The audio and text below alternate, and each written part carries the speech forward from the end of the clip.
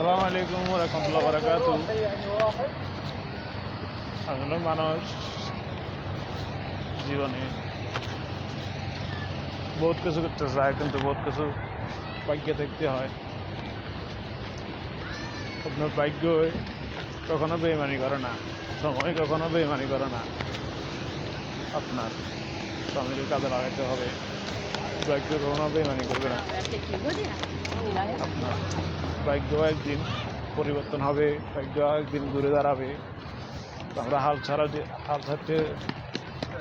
চলবে না। হাল ছাড়লেও চলবে না, আমরা হাল চালিয়ে যেতে হবে।